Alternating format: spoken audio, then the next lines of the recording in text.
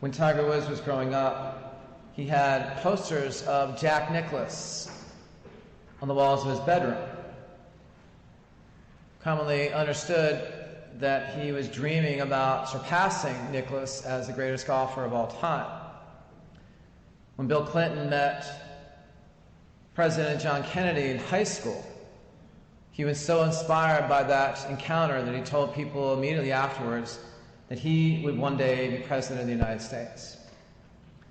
When I arrived here 4 years ago, 2 women from our synodality greeted me and welcomed me within the first hour of my arrival. We talked for about 30 minutes, and they laid out a vision of what this parish could be. Sometimes we need a vision, a motivation, a glimpse. Early on in a big journey or endeavor, for motivation, for strength, and for hope. I think that's why the Church gives us this gospel of the Transfiguration on the second Sunday of Lent. Even though we celebrate the Transfiguration in August, the Church is giving us motivation, incentive, hope of what it's all about and where we're going with it. Like for Tiger Woods or Bill Clinton or even me as pastor, to see the goal laid out and to work towards it from the start with that hope that this is where it's going, and it might be hard. There might be some days you don't see that glimpse or doubt that it's actually going there.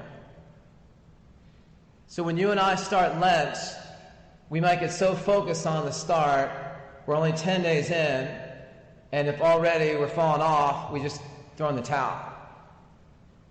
The Church likes to encourage us. In a few weeks, we're going to blend white in with the violet to say we're halfway there. Keep going.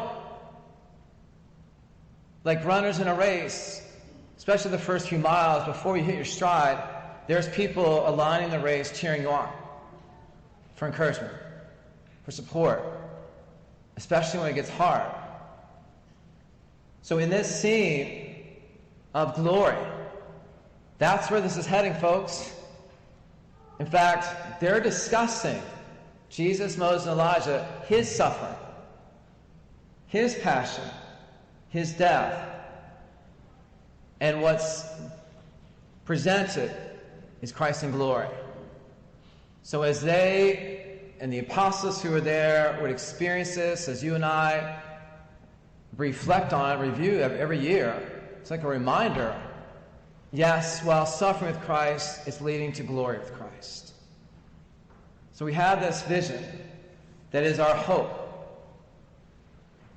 But regularly throughout the year, when we come to Mass, it's like coming for strength and nourishment.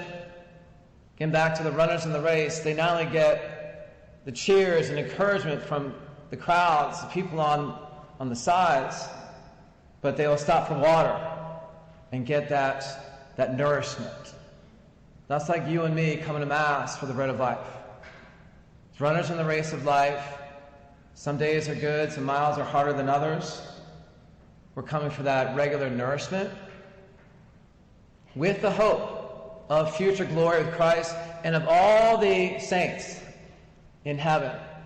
Like people sharing at the end of a race, congratulating the runners for finishing. That would be our entrance into heaven, God willing, with Christ and all the communion of saints.